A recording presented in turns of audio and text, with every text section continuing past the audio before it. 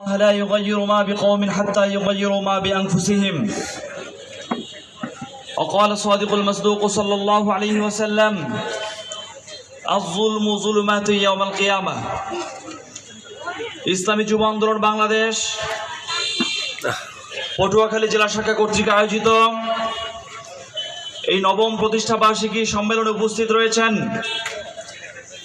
ইসলামী যুব আন্দোলন বাংলাদেশের পটুয়াখালী জেলা সংগ্রামী সভাপতি হাফেজ মাওলানা মোহাম্মদ আলী হাসান রুহানি। উপস্থিত রয়েছেন ইসলামী আন্দোলন বাংলাদেশ কেন্দ্রীয় কমিটির সংগ্রামী সভাপতি, এদেশের লাখো যুবকের আইডল, আমাদের প্রিয়তম নেতা জনাব আতিকুর রহমান মুজাহিদ।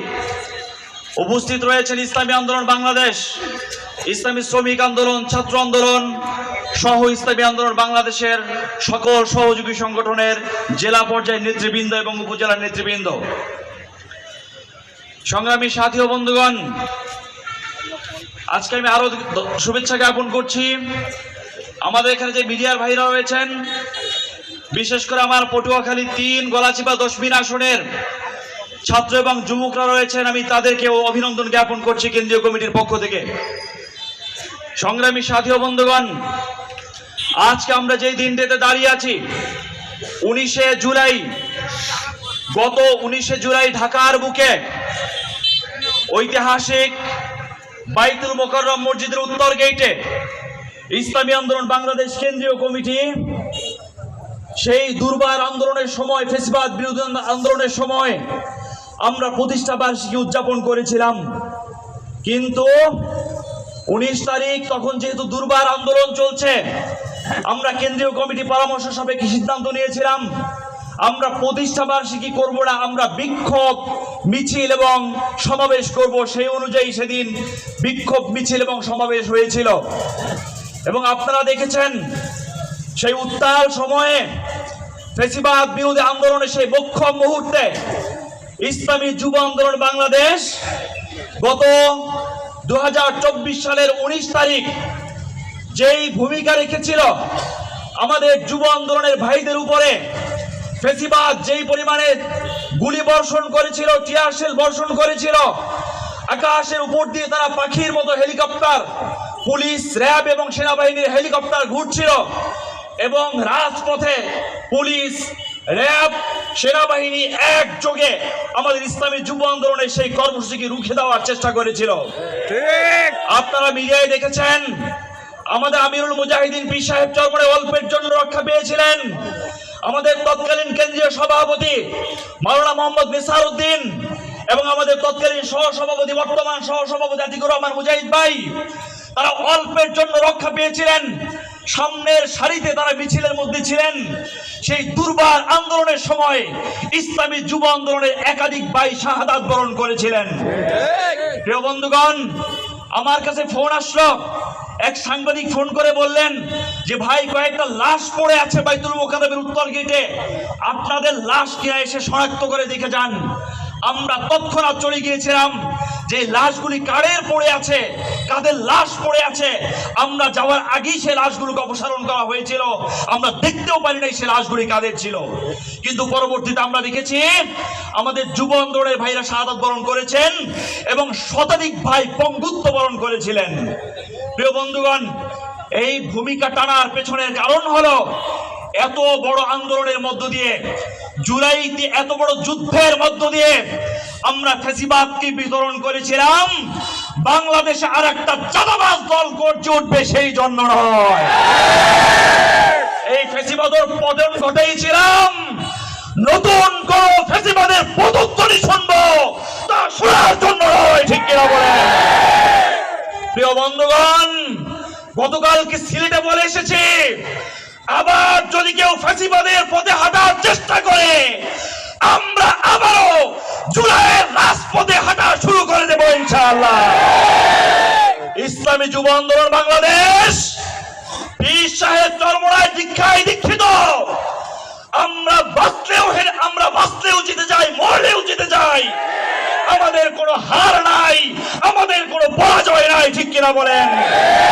প্রিয় বন্ধুগণ, হুঁশিয়ার করে দিতে চাই, যারা আবার বাংলা এসে চাঁদাবাজি শুরু করেছে এবং ভাবছেন আগামীতে ক্ষমতায় আসবেন গাছে কাঁঠাল মোচে তেল আশায় ঘুমাতে পারেন, কশ্চিন গেলে ওটা করবে না। এই দেশের মানুষ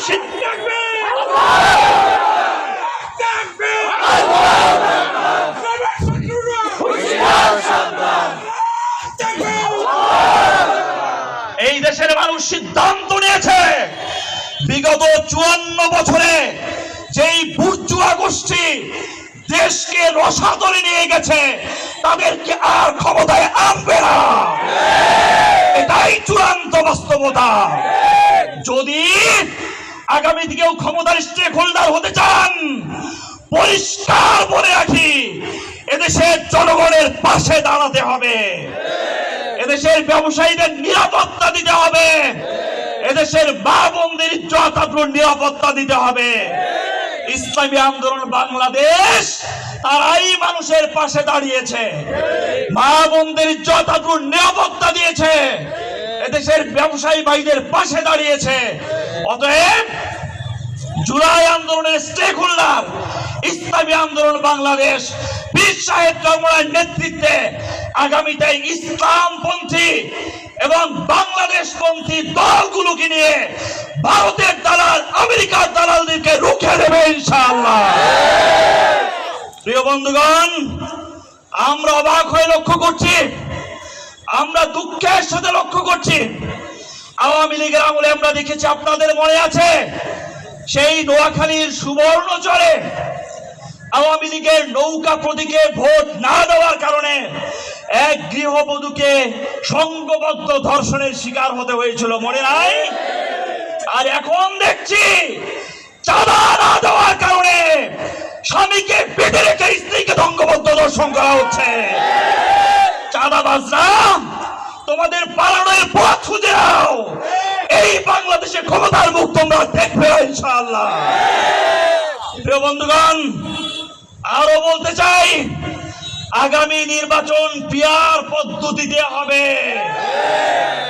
এই দেশের নির্বাচন আগের যে গতানুগতিক পদ্ধতি ছিল, এফপিজিপি পদ্ধতিতে নির্বাচন হবে না। পিআর পদ্ধতিতে বিশ্বের 170টা গণতান্ত্রিক রাষ্ট্রের মধ্যে 91টা রাষ্ট্র তথা 52% গণতান্ত্রিক রাষ্ট্র পিআর পদ্ধতিতে ভোট হয় এবং সেই রাষ্ট্রগুলি উন্নতি এবং সমৃদ্ধির পথে চলে। কোনো ঝামেলা নাই, কোনো এরকম দল মত দিয়ে মারামারি কাটাকাটি নাই। আমরা চাই বাংলাদেশেও পিআর পদ্ধতিতে নির্বাচন হবে, ঠিক কিনা বলেন? বন্ধুগণ, পিআর পদ্ধতি আর বর্তমান পদ্ধতির মধ্যে পার্থক্যটা কি দেখুন। 100 জন মানুষ, ধরে নিন 100 জন একটা ক্লাসের ছাত্রছাত্রী, শিক্ষক বলল তোমরা কি খাবা, চা খাবা, ঠান্ডা খাবা, নাকি পানি খাবা, নাকি ঠান্ডা পানি খাবা?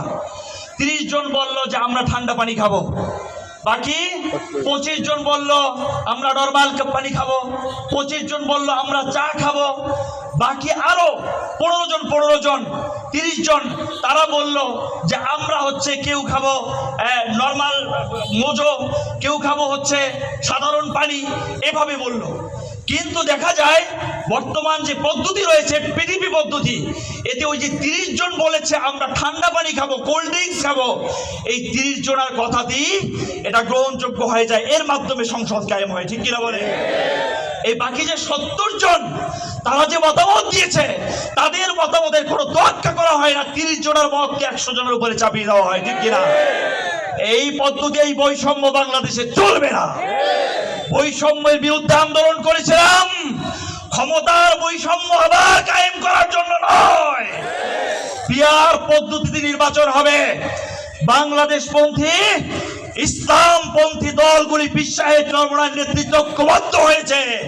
পিআর পদ্ধতির পক্ষে ঘরে ঘরে জনমত গড়ে তুলতে হবে, ঘরে ঘরে জনমত গড়ে তুলতে হবে, মানুষকে বুঝাতে হবে পিআর পদ্ধতির মাধ্যমে প্রতিটি ভোটের ইচ্ছার প্রতিফলন ঘটে, প্রতিটি মানুষের স্বাধীনতার প্রতিফলন ঘটে।